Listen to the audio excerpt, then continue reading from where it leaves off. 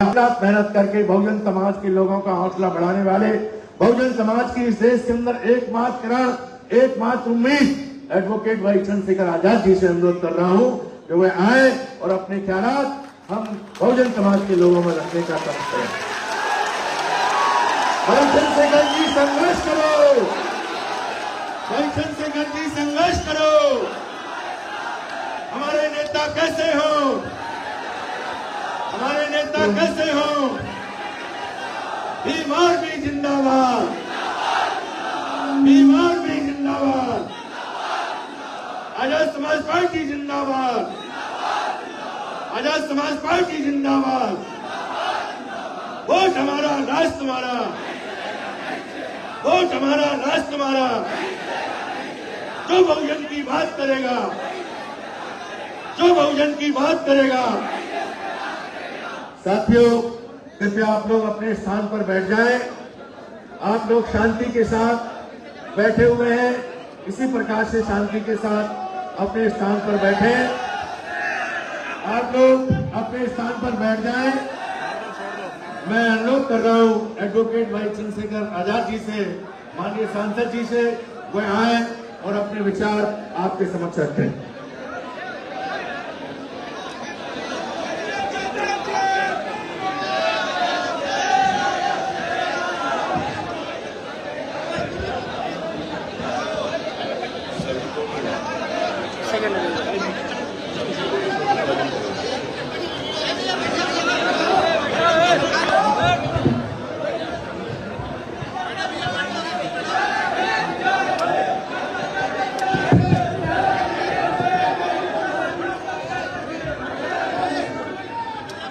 जय भीम, जय भारत, जय संविधान। नमस्कार, आदाब, सत श्री अकाल। आज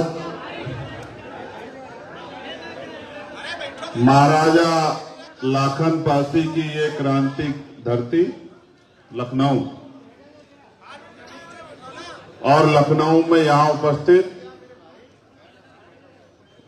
हक वंचित कमजोर समाज के बुद्धिजीवी लोगों, प्यारी बहनों, छोटी बच्चियों, प्यारे भाइयों, सम्मानित मुझसे उम्र में बूढ़े सम्मानित साथियों, भीम आर्मी आजाद समाज पार्टी के कार्यकर्ताओं, नेताओं, पदाधिकारियों, आप सभी का बहुत बहुत स्वागत है। आपने मुझे इस कार्यक्रम में यहां बुलाया, और जब से मैं कार्यक्रम में आया हूं, मैंने बहुत अच्छे विद्वानों की बातों को यहां सुना। मैंने उनमें से कुछ बातों को नोट भी किया है। मैं अपने विद्वान साथियों को यह भरोसा दिलाना चाहता हूं, उनके द्वारा की कही गई हर एक बात को हम लोग अपने पार्टी के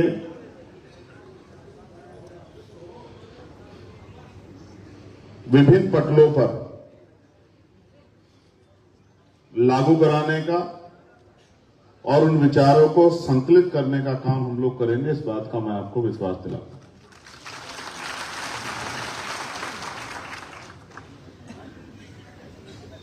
प्यारे साथियों, मैं अपनी बात को शुरू करने से पहले सभी धर्मों में जन्मे सभी संतों, गुरुओं और महान पुरुषों को नमन करता हूं। नमन करने के पीछे जो मेरा उद्देश्य रहता है वो यही रहता है कि जिनको हम महापुरुष मानते हैं वो जाति धर्म के आधार पर महापुरुष नहीं होते, वो कर्म के आधार पर होते, और हम उनको जीवित रहते महापुरुष की श्रेणी में नहीं मानते। उनके पूरे जीवन का आकलन समाज करता है, चिंतन करता है, और उनके कार्य के आधार पर, समाज में उनके योगदान के आधार पर उनको महापुरुष माना जाता है। एक बहुत लंबी लाइन है जिनमें संत हैं, गुरु हैं, समाज को बंधुत्व भाईचारा देने वाली एक श्रृंखला है जो भगवान बुद्ध से शुरू होती, फिर संत रैदास, गुरु कबीर, गुरु नानक, भगवान वाल्मीकि, संत गाडगे जी महाराज, नारायणा गुरु, गुरु घासीदास, और गुलाम भारत में जो सामाजिक परिवर्तन के पुणे आंदोलन के जो नेता रहे, कुछ लोग उनको महात्मा कहते हैं, लेकिन मैं उनको राष्ट्रपिता कहता हूं। राष्ट्रपिता ज्योतिबा फूले, मां सावित्रीबाई फूले। अभी उनकी एक मूवी भी आप लोगों के सामने है और लखनऊ में हमारे साथियों ने देखी भी है। वो मूवी जब आप देखेंगे तो बहुत सारी दर्पण जो है, चित्रण आपके सामने स्पष्ट हो जाएगा कि इस देश की सामाजिक व्यवस्था क्या है और इस देश की सामाजिक व्यवस्था को बदलने के लिए कितना प्रयास करना पड़ा। ये जो आज इतना सुंदर दृश्य आप देख रहे हैं, ये आसानी से नहीं मिला। उनके बाद आरक्षण के जनक छत्रपति साहू जी महाराज, जो सामाजिक न्याय के पुरोधा थे। फिर डॉक्टर बाबा साहब अंबेडकर, जिन्होंने नारियों को, कमजोर वर्गों को, हाशिए पे गिराए गए, दबाए गए लोगों को मान सम्मान का जीवन दिलाने के लिए भारतीय संविधान को रचने का काम किया, लिखने का काम किया। ऐसे बाबा साहब अंबेडकर, जो सिर्फ भारत में नहीं पूरी दुनिया में जिनका मान सम्मान है। क्योंकि मैं अभी यूएस ट्रिप से लौटा हूं और अभी मैं एक और ट्रिप पर जाऊंगा 2 दिन के लिए। वहां सब जगह पर वो बाबा साहब अंबेडकर की जयंती का कार्यक्रम करते हैं। आप ये समझिए कि दुनिया में रहने वाले लोगों पे कहां समय है, लेकिन मेरे जैसे व्यक्ति को वो यहां से बुला के चाहते हैं कि मैं उनके आने वाली पीढ़ियों को बाबा साहब अंबेडकर के बारे में बताऊं। तो आप समझिए कि बाबा साहब अंबेडकर का कद इस देश में कितना बड़ा। फिर सामाजिक परिवर्तन किसी एक प्रदेश, देश का एक एरिया तक सीमित नहीं है, वो एक बहुत बड़ा श्रृंखला है जिनमें हम जननायक कर्पूरी ठाकुर को, बाबू जगदेव प्रसाद कुशवाहा को भी देखते हैं, जिनमें हम महामना रामसु वर्मा जी को भी देखते हैं, चौधरी महाराज सिंह भारती को भी देखते हैं, सर छोटू राम को भी देखते हैं, ईवी पेरियार रामानायकर स्वामी को भी देखते हैं, प्यारेलाल यादव को भी देखते हैं। बाबू जगदेव प्रसाद कुशवाहा जी के मैं जीवन से बड़ा प्रभावित हूं, क्योंकि एक आंदोलन में उनको गोली लगी थी और जब मैं अपनी गोली को याद करता हूं तो उनका जीवन मेरे बहुत याद आता है। बाबू शिवदयाल चौरसिया जी को, संतराम बी प्रजापति जी को, कोतवाल धन सिंह गुर्जर जी को, विजय सिंह पथिक जी को, मान्यवर दीना भाना वाल्मीकि साहब को और मेरे राजनीतिक गुरु मान्यवर साहब काशीराम जी को भी मैं यहां श्रद्धा के सुमन अर्पित करता हूं, जिनको पढ़ने के बाद मेरे जीवन में एक बहुत बड़ा बदलाव हुआ। और क्योंकि आज 1 जून है, तो 1 जून 1968 में अर्जक संघ की स्थापना हुई थी और आज 1 जून हम लोग सेलिब्रेट कर रहे हैं।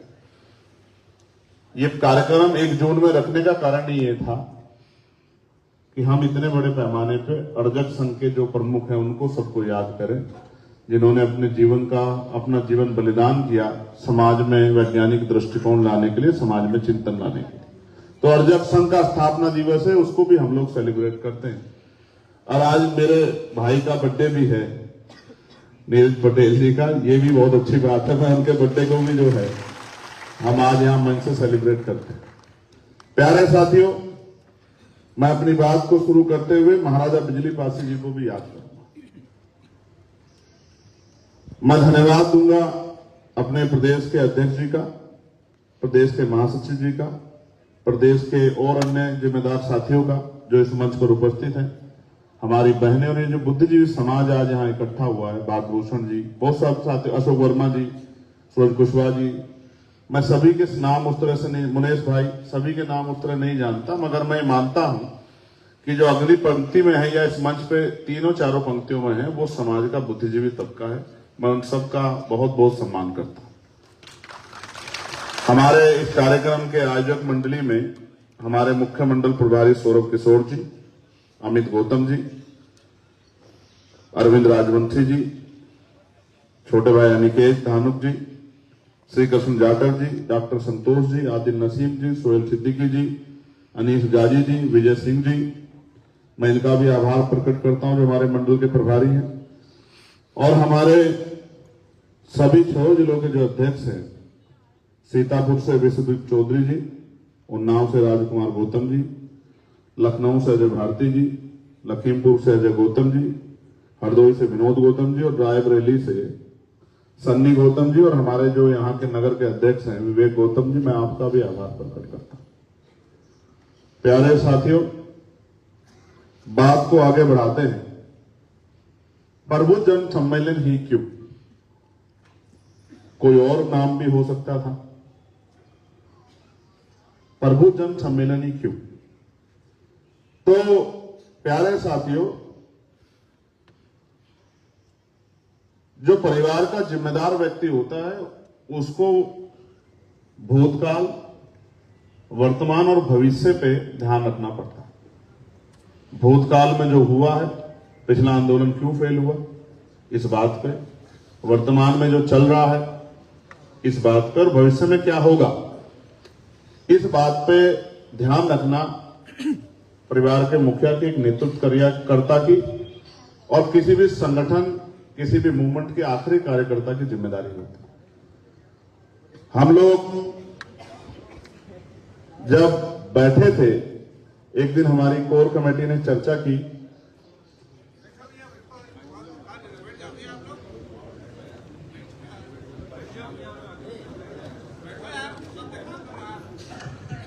तो ये तय हुआ कि हम पे कार्यकर्ता तो तैयार हो गए, और कार्यकर्ता ऐसे नहीं, कार्यकर्ता ऐसे कार्यकर्ता जो अपनी जान भी दांव पे लगा सकते हैं इस आंदोलन को आगे बढ़ाने के लिए, महापुरुषों के कारवा को आगे बढ़ाने के लिए। ये तो प्रत्यक्ष है।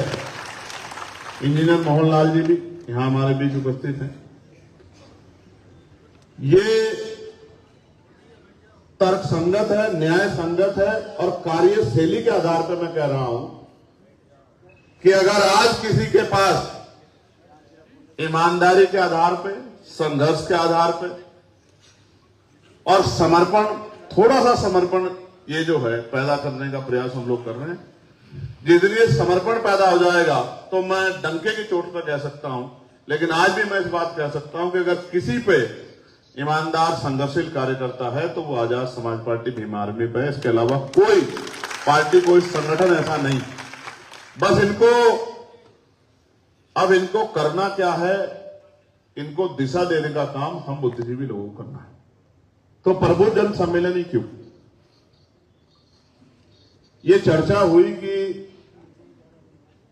ऊर्जा तो तैयार हो गई है, एनर्जी तो तैयार हो गई, अब इसको शेप देनी है, इसको डायरेक्शन देनी है।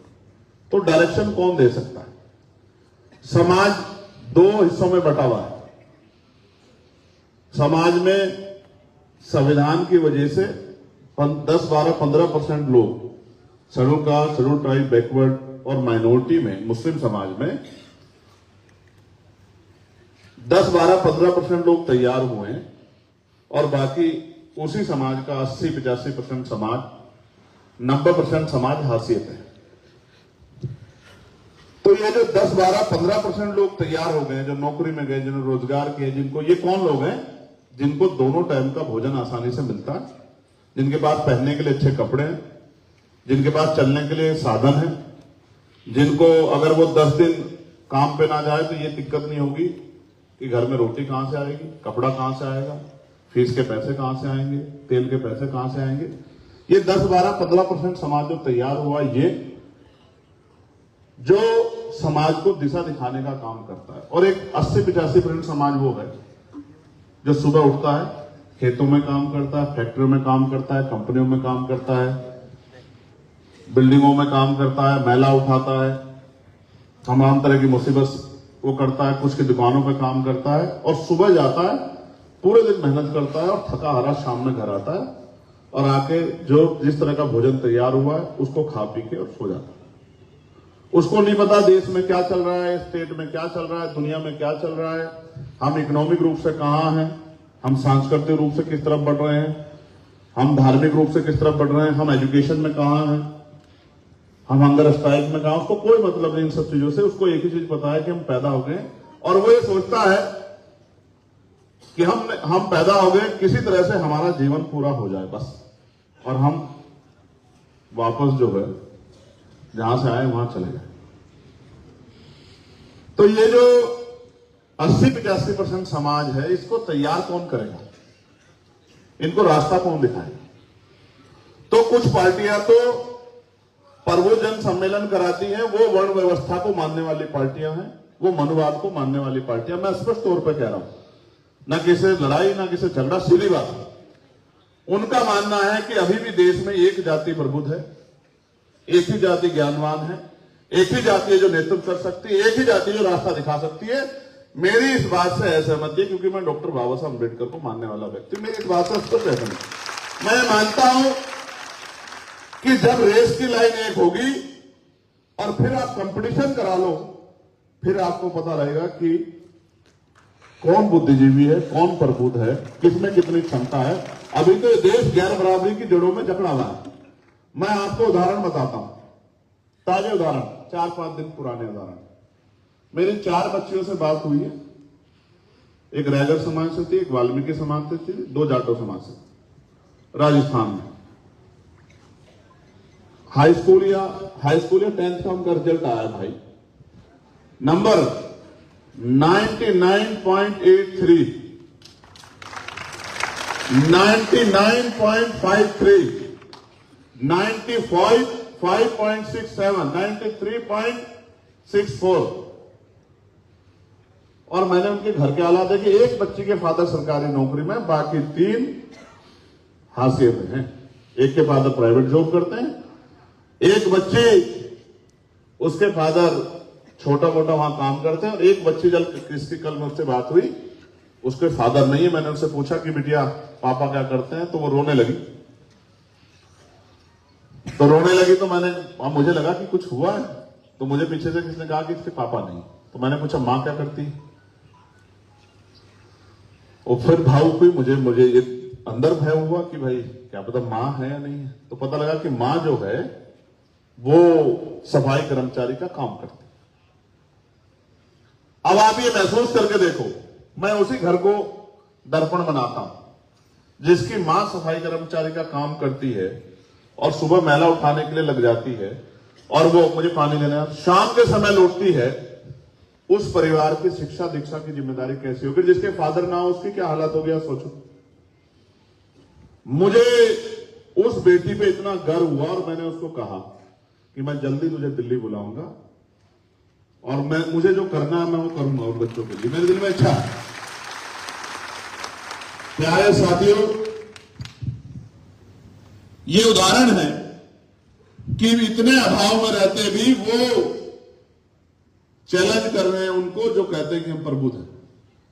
99.83% का नंबर मतलब समझते हैं हम? मुझे लगता है शायद कोई एक शब्द उससे गलत लिखा गया होगा, बस आप एहसास करके देखो। और मैंने तो उसको ये भी कहा कि बेटा जितना तुम्हारे दोनों बार में जुड़ गया, हमारा जितना तुम्हारा एक बार में, हम तो 2 बार में भी नहीं आए। आप महसूस करके देखो, रेस की लाइन एक नहीं है, बराबर सुविधा सम्मान नहीं है। अगर बराबर सुविधा सम्मान होता तो मैं गारंटी दे कहता हूं कि 100 में से 100% नंबर लाने का काम वो चारों बच्चियां करती, अगर बराबर सुविधा सम्मान हो।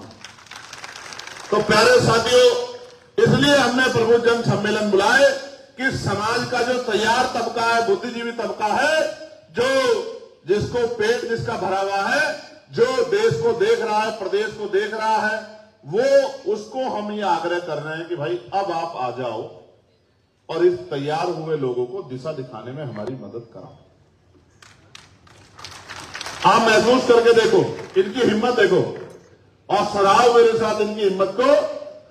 मोटरसाइकिल में तेल अपना गिराते हैं, ना धूप देखते हैं, ना छांव देखते हैं, ना दिन देखते हैं, ना रात देखते हैं, ना कोई तनख्वाह मिलती है, ना कोई भविष्य की कोई योजना है। एक ही बात इनके मन में संकल्प है कि हमें बाबा साहब अम्बेडकर के, मान्यवर काशीराम साहब के और अपने महापुरुषों के कारवा को आगे बढ़ाना है। हमें शक्ति हासिल करनी है और शक्ति से जो है हमें एक ऐसा समता मूलक समाज बनाना है जिस समाज की कल्पना हमारे महापुरुष करते थे। अभी मैं वर्मा जी को सुन रहा था, बड़ी शानदार बात कही उन्होंने फ्रांस की क्रांति का जिक्र किया, उन्होंने अमेरिकन क्रांति का जिक्र किया, उन्होंने सामाजिक मूल्यों का जिक्र किया। आप ये सोचो, जिस चीजों के लिए दुनिया में संघर्ष हुए हैं और हजारों हजारों लोग कुर्बान हुए हैं, वो हमें बाबा साहब अम्बेडकर उनके साथियों ने ज्ञान के दम पर जो है वो संविधान में सर्जित करके दी। अब वो हमारे सामने धीरे धीरे जा रहे हैं। अब क्योंकि हमें हमारा योगदान नहीं है उनको लाने में, हम तो स्वाभिमान को सबसे ऊपर समझते हैं। बाबा साहब अम्बेडकर ने कहा था कि आदमी भूखा रह सकता है लेकिन अपमानित होकर नहीं रह सकता। आप भी, चाहे आप गांव में रहते हो, शहर में रहते हो, गली में रहते हो, महल में रहते हो, झोपड़ी में रहते हो, हर व्यक्ति अपने ऊपर इस बात को लेके बताए और अपने मन से हाथ उठा के मुझे बताए, अगर मेरी बात आपको सही लगे, कि अगर जिस जगह वहां आपका अपमान होता हो, क्या आप वहां दोबारा जाना पसंद करते हैं? बताओ ईमानदारी से, करते हो या नहीं करते हो? बताओ, नहीं करते हो तो आप महसूस करके देखो। आप सारे राजनीतिक दलों का चरित्र देखो। वो अपमान ये तो नहीं होता कि किसी को गाली दे दी, किसी को घर से निकाल दिया। जब आपके हक अधिकारों को लूटा जाता है तो ये भी तो अपमान है। बाबा साहब का अपमान सिर्फ ये थोड़ा ही है कि भाई स्टैचू तोड़ दे, या बाबा साहब के खिलाफ दो गलत शब्द लिख दे, या बाबा साहब की तस्वीर को मॉडिफाई करके गलत तरीके से वो कर दे, ये थोड़ा बाबा साहब का अपमान है। जब बाबा साहब के विचारों की हत्या होती है, बाबा साहब के संविधान की हत्या होती है, बाबा साहब के सपनों की हत्या होती है, बाबा साहब के मूल्यों की हत्या होती है, तो ये भी बाबा साहब का अपमान है या नहीं है? लेकिन इस अपमान को हम समझ नहीं पाए। देखिए, देश में राजतंत्र था और राजतंत्र में राज बदलने के लिए युद्ध होते थे, संधियां होती थी। घोड़ों पे, ऊंटों पे, हाथियों पे सेना आती थी, पैदल सेना आती थी, तलवारें चलती थी, भाले चलते थे, बंदूकें चलती थी, तोपें चलती थी, और हजारों हजारों सैनिक शहीद हो जाते थे, तब राज बदलता था। अब बाबा साहब अम्बेडकर ने इस देश को क्या दिया? आलोचना करना उनकी आसान, उनके ऊपर सवाल उठाना आसान है, लेकिन दिया क्या है, इस बात पे गौर करो। दिया यह है कि राज बदलने के लिए ना आपको तलवार खरीदनी, ना बंदूक खरीदनी, ना तोप खरीदनी, ना आपको हाथी लाना, ना घोड़ा लाना, ना बैल बकरी लाना, ना आपको युद्ध की कला सीखनी, ना आपको युद्ध करना। सिर्फ भाईचारा बनाकर और वोट की ताकत का एहसास आपको लोगों को कराना है, और उस वोट की ताकत से सिर्फ पहले ठप्पा लगता था और अब ईवीएम का बटन दबा के राज बदल जाता है। देखो कितना आसान कर दिया सबको। और ये भी नहीं कि मशीन आपको लानी हो, व्यवस्था आपको करनी हो, आपको जाके पर्ची भी सरकार ऐसी व्यवस्था बनाई है, आपके घर में लाके आपको हाथ में देती है और उस पर्ची को लेके जाके बस आपको वोट डालना है। इतना आसान कर दिया। अब मैं बहुजन समाज के आजादी के 70-75 साल के अनुभव पे, उनके आचरण पे, उनके व्यवहार पे नजर डालता हूं तो मुझे दिखता है कि वो 8 घंटे मजदूरी तो कर सकता है पेट पालने के लिए, वो तमाम तरह के संघर्ष तो कर सकता है, लेकिन वो 2 घंटे भाईचारा बना के समाज को जागरूक करके वोट के आधार पे अपनी जिंदगी बदलने के लिए बहुत कुछ नहीं कर सकता। ये भी जो एक मानसिक गुलामी। मैंने बचपन में कहानी पढ़ी थी, सुनाऊं आपको? सुनाऊं? कहानी ये है कि महावत समझते कौन होता है? जो हाथी को चलाता है। महावत जो हाथी का छोटा बच्चा होता है उसके पैर में वो जंजीर डालता है, मोटी सी जंजीर। अब उस जंजीर को तोड़ने के लिए वो हाथी का छोटा सा बच्चा बहुत जोर लगाता है, पैर को पटकता है, सर को पटकता है, खूब जोर लगाता है, अंत तक वो जंजीर को तोड़ नहीं पाता। कुछ दिन ऐसा करने के बाद उसके मन में एक बात बैठ जाती है कि इस जंजीर को तोड़ना मेरे बस की बात नहीं। और जब वो हाथी बड़ा हो जाता है, बलशाली हो जाता है, ऐसी 10 जंजीरों को एक बार में तोड़ दे, तब महावत कभी उसको जंजीर नहीं मानता, एक पतली सी रस्सी उसके पैर में बांध देता है। गांव में आपने देखा होगा, जिन बैलों से हम लोग खेत जोता करते थे, उन बैलों को बहुत पतली सी रस्सी से बांध देते थे। वो बैल चाहे तो रस्सी को कई बार तोड़ा सकते हैं, लेकिन मन में ये बात बैठ जाती है, मस्तिष्क में ये बात बैठ जाती है कि कभी हम इस रस्सी को तोड़ा नहीं सकते। इस गुलामी की बेड़िया जब गहरी हो जाती है, उसका असर ये होता है कि कभी वो हाथी या वो बैल उस रस्सी को तोड़ाने का प्रयास करता ही नहीं। जैसे रस्सी बंधी, उसको एहसास हो जाता है कि ये मेरे बस की बात नहीं। ऐसे आपको ये एहसास हो गया है कि आजाद भारत में भी गुलामी की बेड़िया काटना, राजकाज लाना आपके बस की बात नहीं है। इसलिए आप जुल्म सह रहे हो, मुसीबती में रह रहे हो, गरीबी, बेबसी, लाचारी, तमाम तरह की परेशानियों में जी रहे हो, टूटे फूटे घरों में रह रहे हो, लेकिन इस गरीबी, बेबसी, लाचारी, जुल्म जाति की बेड़ियों काटने के लिए राजकाज बनाने का काम नहीं करना। तो मैं जिनको नेता मानता हूं, मान्यवर साहब काशीराम, मैं उनसे ये भी सीखता हूं कि तमन्ना अगर सच्ची हो तो रास्ते हजार होते हैं, और तमन्ना अगर झूठी हो तो बहाने हजार होते हैं। प्यारे साथियों, हम सच्ची तमन्ना के साथ समाज में निकले। उन्होंने ये भी कहा कि मुर्दा लोग मिशन नहीं चलाते और जिंदा लोग मिशन को रुकने नहीं देते। मिशन किसी व्यक्ति का मोहताज नहीं है, मिशन विचारों के आधार पर चलता है, विचारधारा के आधार पर चलता है। और आपको गर्व होना चाहिए कि जिस विचारधारा को मान्यवर काशीराम साहब को मानने वाले लोगों ने, उनके लेफ्टिनेंटों ने भी छोड़ के बहुजन से सर्जन कर दिया था, उन्हीं मान्यवर काशीराम साहब के संघर्ष को जिंदा रखने का काम भीम आर्मी आजाद समाज पार्टी ने किया है।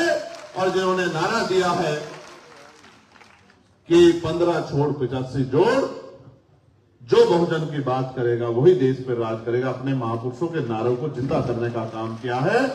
अगर हम चाहते, अगर एमपी एमएलए बनना, मंत्री बनना सपना होता, तो हमारी पार्टी में प्रथम जो है श्रेणी में जो लोग बैठे हैं, वो किसी पार्टी का मेंबर बन के विचारधारा से समझौता करके एमपी एमएलए बन जाते।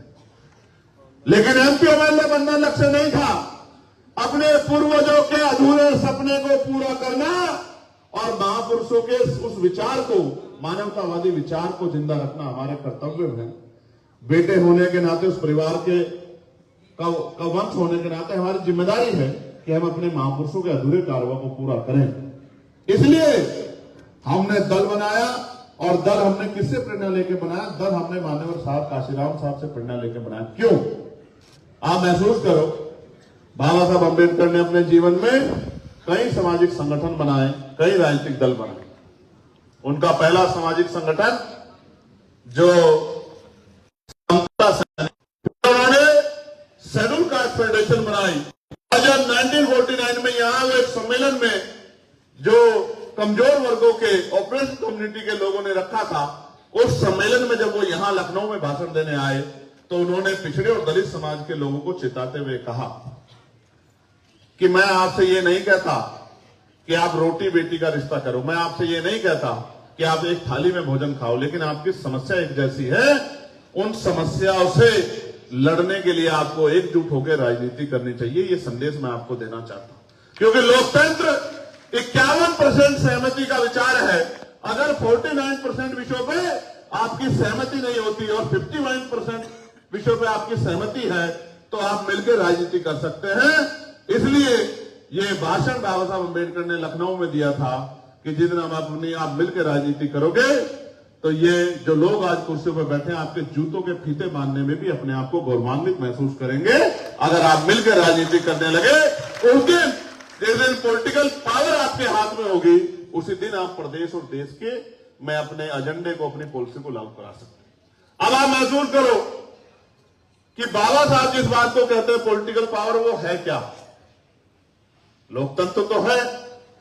लोकतंत्र में राजतंत्र का पहरा भी है। कैसे कि पैसे वाला व्यक्ति विधायक बन सकता है, पैसे वाला व्यक्ति सांसद बन सकता है, पैसे वाला प्रधान बन सकता है, पैसे वाला जिला पंचायत का सदस्य बन सकता है, पैसे वाला प्रमुख बन सकता है, जिला पंचायत का अध्यक्ष बन सकता है, चेयरमैन बन सकता है। सारे काम पैसे से होंगे। प्रचार से लेकर हर चीज में पैसा देना पड़ेगा, तभी बात आगे बढ़ेगी। तो लोकतंत्र में राजतंत्र का, धनतंत्र का पहरा तो है कि पैसे का अधीन भारत में लोकतंत्र है, लेकिन अगर तरीके तैयार किए जाएं तो काम करने वाले लोगों को भी मौका मिल सकता है। उसका उदाहरण मैं आपके सामने खड़ा हूं। मैं आपके सामने खड़ा उसका उदाहरण आप देखो। जहां 2024 के लोकसभा चुनाव में देश दो दलों में बटा हुआ था, क्या तो इस अलायंस को वोट करेंगे या इस अलायंस को वोट करेंगे, हमने 2 सीटों पे चुनाव लड़ा।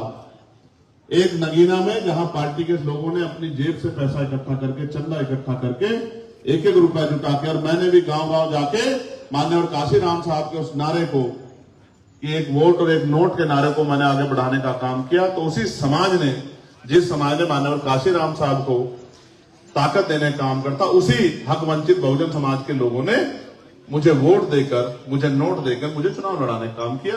और सिर्फ चुनाव लड़ाने का काम नहीं किया, ये जून का महीना बहुत महत्वपूर्ण है मेरे लिए। 1 जून अर्जक संघ की स्थापना, 4 जून लोकसभा 2024 का रिजल्ट जो भी आने वाली है, 8 जून मैं गिरफ्तार होकर 2017 में जेल गया, 16 महीने जेल में रहा, एनएसए काटी। 29 जून समाज के हक अधिकार की लड़ाई लड़ते हुए मनवादियों की आंखों में इतना खल गया कि 4 गोली चला के मेरी हत्या करने का प्रयास किया। ये जून मेरे लिए बहुत महत्वपूर्ण महीना। तो मैं आपसे ये कह रहा था कि इसी कमजोर हक वंचित समाज ने मुझे लोकसभा का सांसद बनाने के लिए एडी चोटी का जोड़ लगाया। कब? जब उन्होंने अपने मन में संकल्प किया कि अब हमारी बात को उठाने वाला कोई नहीं है, हमें अपना नेता तैयार करना है, हमें अपनी आवाज तैयार करनी है, लोकसभा में हमारी बात रखने वाला कोई होना चाहिए। तो उन्होंने वोट देके मुझे जिताने का काम किया। दूसरी सीट पे जहां हम लड़े, सिद्धार्थनगर में डुमरिया गंज लोकसभा पे, वहां इन बड़े दलों के बाद तीसरी बड़ी पार्टी आजाद समाज पार्टी बनी और 80,000 से ज्यादा मत जो है वहां आजाद समाज पार्टी को मिलने का काम। तो जिस लोकतंत्र को महापुरुषों ने स्थापित किया, पॉलिटिकल पावर बनाने की बात की, जिसपे धनतंत्र का पहरा हो गया, उसी धनतंत्र को चैलेंज करके गरीबों ने इस असली लोकतंत्र को स्थापित करने का काम नगीना से किया। तो मैं यहां से आप सबसे भी कहूंगा कि एक बार दोनों हाथ उठा के नगीना के साथियों का धन्यवाद करो। कहो धन्यवाद नगीना, और नगीना के साथियों का भी धन्यवाद। प्यारे साथियों, आप पॉलिटिकल पावर को समझो। इस देश में और प्रदेशों में राज्य सरकारें और केंद्र की सरकारें वो प्रदेश का नेतृत्व करती हैं और देश का नेतृत्व करती हैं। और वो करती क्या है? देखो, बिजली के दाम, पानी के दाम, गैस के दाम, पेट्रोल के दाम, डीजल के दाम, फीस सब सरकार तय करती है। आगे बढ़ो, स्कूल कहां बनेंगे, कॉलेज कहां बनेंगे, यूनिवर्सिटी कहां बनेगी, मेडिकल कॉलेज कहां बनेंगे,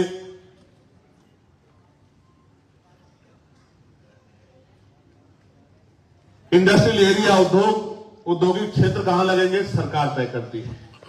किस समाज को, किस क्षेत्र को कितना पैसा मिलेगा, किस डिपार्टमेंट को कितना पैसा मिलेगा, सरकार तय करती है। किसको रोटी कपड़ा मकान मिलेगा, सरकार तय करती है। किस विभाग में नौकरी निकलेगी, कितनी नौकरी निकलेगी, ये सरकार तय करती है।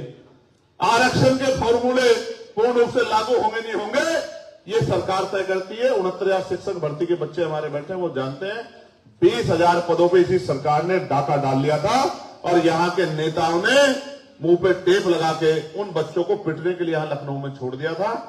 उन बहनों पे पड़ती लाठी देख के मैं घर नहीं बैठ पाया, मैं अपनी आंखों को भी नहीं रोक पाया। मैं यहीं लखनऊ आया और 5 दिन तक लगातार उनके धरने में बैठा रहा। उसके बाद एक बड़ी सभा बुलाकर इस आंदोलन को परवान चढ़ाने का काम किया। सरकार ने झुक के 6,800 नियुक्ति देने का काम किया और बाद में अपने लोग कोर्ट में भेज के उन नियुक्ति को रुकवाने का काम किया। यहां कितने षड्यंत्र होते हैं, किस किस पटल में षड्यंत्र होते हैं, मेरे भोले वाले लोगों आप लोग नहीं समझ पाओगे। जैसे जैसे हमारी ताकत बढ़ेगी, तमाम तरह के आरोप, तमाम तरह की बातें, तमाम तरह के झूठ, तमाम तरह के गुमराह करने के एजेंडे आपके बीच में लागू किए जाएंगे। तमाम रोने पीटने की बात की जाएगी, तमाम सपने आपको दिखाने का, आपको गुमराह करने का प्रयास किया जाएगा। मगर मेरी एक बात को मान लेना, जो बात आपसे कहना, मेरे याद है मैं लखनऊ आया था, अमन की जान गई थी, पुलिस के कर्मचारियों ने पीट पीट के उसको मार दिया। मेरे याद है लखनऊ में घर टूट रहे थे और हमारा नौजवान नेता अनिकेत सीना तान के उस बुलडोजर के सामने खड़ा था। मेरे आज भी याद है, मैं नहीं भूला, मेरे याद है। और वो ये कह रहा था कि एक दिन हमारे भाई को उत्तर प्रदेश की कुर्सी पे आ जाने दो, हम आपको बताएंगे कि हिसाब किताब कैसे होता है। ये बात वो कह रहा था, मेरे याद है। हालांकि मैंने उसको फोन पे कहा कि पुलिस तो सरकार की होती है भाई, इनसे क्या लड़ना, बेचारों से, अधिकारियों से क्या लड़ना, ये तो सरकार के अधीन होते हैं, सरकार के कर्मचारी होते हैं। जैसा सरकार इनको कहती है ये बेचारे वैसा करते हैं। ये किसी गरीब के खिलाफ नहीं है, ये तो व्यवस्था में बंधे हुए हैं, तो इनसे नाराजगी मत करो। तब उन्होंने मेरी बात को समझा।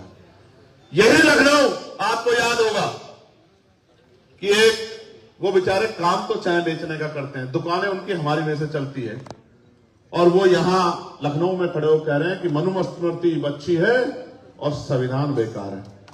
तो जैसे ये फौज वहां गई और उनसे कहा कि बताइए क्या अच्छा है, तो कहा संविधान अच्छा है, और माफी मांगने का काम किया। ये लखनऊ आपको याद होगा। हालांकि मैं चाहता हूं कि लोग माफी ना मांगे, लेकिन लोग दिल से संविधान को माने। देखो, संविधान से दिक्कत किसको है?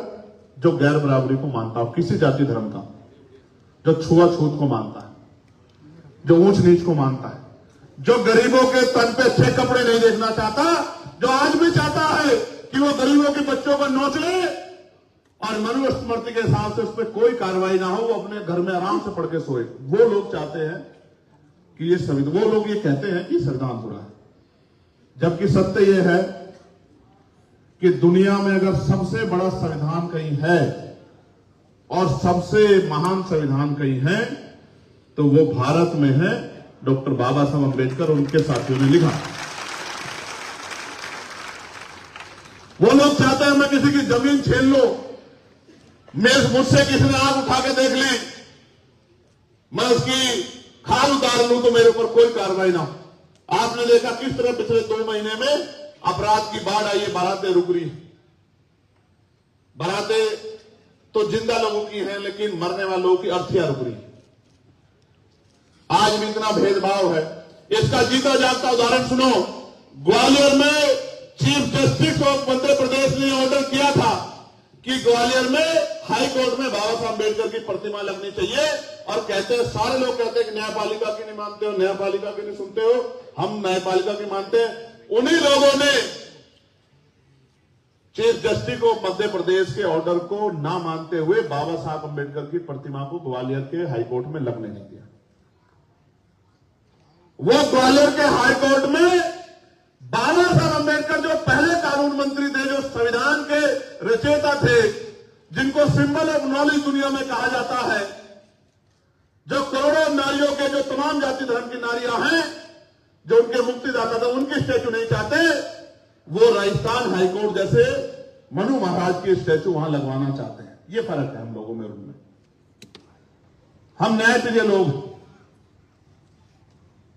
और वो गैर बराबरी को मानने वाले लोग हैं। आप महसूस करो, आज भी इतना जातिवाद, इतना भेदभाव, इतना अन्याय है। मैं आपसे पूछना चाहता हूं, जिस तरह से प्रदेश, उदाहरण है अभी बिजली विभाग, विद्युत विभाग को जिस तरह से निजीकरण की भेंट चढ़ाया जा रहा है, कर्मचारी आंदोलन कर रहे हैं और कॉन्स्टिट्यूशन ये कहता है कि आप किसी को उसका पक्ष सुने बगैर आप उसको दंडित नहीं कर सकते। सरकारी कर्मचारी को आप यहां ऑर्डर निकाल रहे हैं कि अगर कर्मचारी हमारी बात नहीं सुनेंगे और वो आंदोलन करेंगे तो हम उनको नौकरी से निकालने का काम करेंगे। मैं चैलेंज करके सरकार को कह रहा हूं, एक कर्मचारी के खिलाफ कार्रवाई करके देखना, फिर आजाद समाज पार्टी आपको बताएगी कि संविधान की रक्षा कैसे की जाती है, संविधान पे हमला करने वालों से कैसे मुकाबला किया जाता है।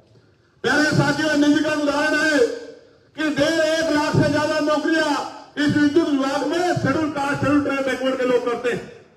और बैकवर्ड में सिर्फ हिंदू बैकवर्ड नहीं है, मुस्लिम बैकवर्ड के लोग भी आरक्षण की वजह से नौकरी करते हैं। एक तरफ निजीकरण के जरिए सरकारी नौकरियों को खत्म किया जा रहा है, दूसरी तरफ आपके प्रतिनिधित्व को पैरों के तले रोंदा जा रहा है। यह भी डॉक्टर बाबा साहब अम्बेडकर का अपमान। आप महसूस करके देखो, आज संविधान की वजह से, आरक्षण की वजह से, क्योंकि मैंने गैर बराबरी का स्तर आपको बता दिया है कि आप जज हो, आप वकील हो, आप आईएएस हो, आप आईपीएस हो, आप पटवारी हो, सेक्रेटरी हो, किसी भी जाति, किसी भी पोस्ट पे हो, आपकी जाति कभी नहीं जाती। छुआछूत भेदभाव आपके साथ नहीं खत्म होता। आप महसूस कीजिए, इस व्यवस्था में जहां आज भी इतना भेदभाव है, इस आरक्षण की वजह से पाल, प्रजापति, कश्यप, मौर्य, सैनी, कुशवाहा, राजभर, बिंद, केवट, मल्ला, जाट, गुर्जर, यादव, कुर्मी, तमाम नुनिया, चौहान, तमाम जातियों के लोग इस आरक्षण की वजह से, इस भेदभाव के बाद कुर्सियों पे आए हैं, मुख्य धारा में जुड़े हैं, डॉक्टर, इंजीनियर, आईएएस, आईपीएस, वकील जज बने हैं। और उसके साथ चमार, वाल्मीकि, पासी, धोबी, कोरी, खटीक, तमाम जितनी जातियां शेड्यूल कास्ट की उत्तर प्रदेश में 66 जातियां, वो सब लोग अगर इस भेदभाव के बाद आगे बढ़ने का अवसर उनको मिला है, नौकरी रोजगार मिला है, तो इस आरक्षण की वजह से मिला। एक तरफ ये 33% आरक्षण महिलाओं को देने का काम जो है, उस बिल को पार्लियामेंट में पास कराने का काम करते हैं। एक तरफ ये 2019 में आरक्षण के विरुद्ध ईडब्ल्यूएस लाके, मैंने आपको कहा था कि आपको नेता पहचानना हो तो उसके कर्मों के आधार पर पहचाने, उसकी जाति के आधार पर नहीं। आप महसूस करके देखो, जितने पढ़े लिखे लोग हैं इस मंच पे, मेरी बात को एकदम हाथ करके नकार देना अगर मैं गलत बोल रहा हूं। क्या ईडब्ल्यूएस संविधान सम्मत है? बताइए, मैं गलत तो नहीं कह रहा हूं। ईडब्ल्यूएस संविधान में आरक्षण का प्रावधान क्या आर्थिक आधार पर है? तो ईडब्ल्यूएस जब लागू और हमारे नेताओं ने हाथ खड़े करके उसका समर्थन किया, तो बताओ वो संविधान पे हमला था या नहीं था? बताओ। और मैं कहता हूं कि आजाद भारत में संविधान पे इससे बड़ा हमला नहीं हुआ होगा, क्योंकि कमजोर वर्गों के बहुत सारे हिस्से को लूटने का काम इसके पीछे दरवाजे से किया गया है। अगर आप नहीं जानते तो आज का बैकलॉग उठा के देख लो, आपको पता लग जाएगा कि पहले जिस बैकलॉग से हजारों बच्चे नौकरी लगते थे, आज वो चीर हो गया। पहले गांव से हर साल कुछ बच्चे पटवारी बनते थे, कुछ बच्चे सेक्रेटरी बनते थे, कुछ लोग अर्धसैनिक बलों में जाते थे, आईटीबीपी में, सीआईएसएफ में, सीआरपीएफ में, एसएसबी में, कुछ बच्चे टीचर बनते थे, कुछ बच्चे पुलिस में जाते थे, कुछ रेलवे में जाते थे। अब बताओ, कोसों कोसों दूर भी नहीं पता लगता किसी का बच्चा रोजगार पे लगा है। और दूसरी तरफ अपने पूंजीपति मित्रों को खुश करने के लिए सरकार सारे इंतजाम कर रही है। मैं ये बताना चाहता हूं, जब मैं भविष्य की तरफ देखता हूं और मैं बुद्धिजीवी की तरफ देखता हूं, तो मुझे महसूस होता है कि हो सकता है आने वाले 10 साल के बाद सरकारी नौकरी नाम की चीज भी ना रहे। और जिस दिन सरकारी नौकरी चली जाएगी, आप मेरी बात को याद रखना, फिर आप थाने में, कचहरी में, किसी दफ्तर में न्याय मांगने जाओगे तो न्याय की जगह आपको जूते लगने का काम होगा, क्योंकि आज सब कुछ होते हुए न्याय नहीं मिलता। आपने देखे क्या हाल है? उत्तर प्रदेश की सामंतवादी सरकार क्या कर रही है? कितने ही लोग, कल एक वीडियो वायरल हो रहा था, एक अध्यापक को, वो वीडियो तो पुराना 2018 का, पुलिस के लोग थाने में पीटने का काम कर रहे थे।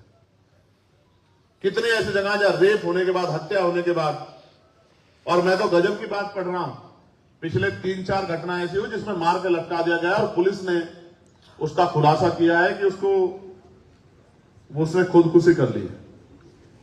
और कोई अगर परिवार का व्यक्ति पूछ रहे कि तथ्य क्या है साहब, किस आधार पे, तो पुलिस के लोग गुर्रा कहते, बताऊं तुझे अभी तुझे जेल भेज दूंगा। और बेचारे गरीब लोग चुप हो जाते हैं कि जेल ना जाना पड़ जाए। कई ऐसे मामले हैं जिनमें पुलिस की पिटाई से लोगों की जान गई और उनपे एक ही लाइन लिखी आती है अखबार में कि सीने में दर्द होने से जान गई। आप समझो, आईपीएस साहब, पूर्व आईपीएस साहब यहां बैठे हुए हैं, उनका अनुभव बड़ा है इस मामले में, लेकिन मेरे पास भी अनुभव, हालांकि मैं पुलिस का सबसे बड़ा हिमायती हूं।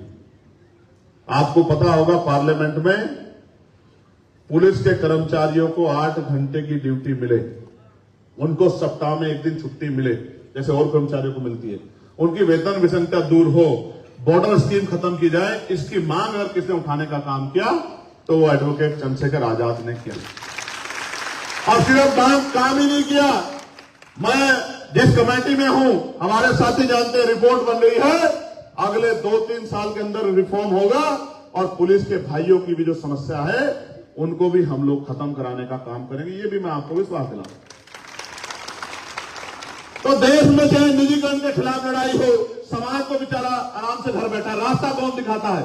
ये प्रबुद्ध समाज, कि भाई ये है, जैसे 200 पॉइंट रोस्टर को हटा के 13 पॉइंट रोस्टर आया, किसने रास्ता दिखाया? प्रबुद्ध समाज, दुश्मन ने नहीं दिखाया। जैसे इससे स्टेट पे हमला हुआ, किसने रास्ता दिखाया? प्रबुद्ध समाज ने। जैसे निजीकरण के जरिए आरक्षण खत्म किया जा रहा है, कौन चर्चा कर रहा है? प्रबुद्ध समाज। इसी प्रबुद्ध समाज को कह रहा हूं कि 2027 में 15 साल का सूखा हो जाएगा हक वंचित समाज के, वैचारिक समाज के ऊपर 15 साल का। और 15 साल में तो बड़ी से बड़ी बिल्डिंग है, उसकी मरम्मत ना हो तो वो जर्जर हो जाती है। आप क्यों नहीं उठ के जागते हो यार? क्यों नहीं जागते हो? क्यों नहीं समझते हो कि इस 15 साल में आप 30 साल पीछे चले गए और अगले 5 साल और लगे तो आप 50 साल पीछे चले जाओगे? क्यों नहीं समझते? इसलिए आपको जगाने और इनको समझाने के लिए निकले हैं कि जागे हुए लोग इन संघर्ष करने वाले लोगों को रास्ता दिखाने का काम करते, तो बात आगे बढ़ जाए। प्यारे साथियों, बात मुस्लिम समाज की हो रही थी।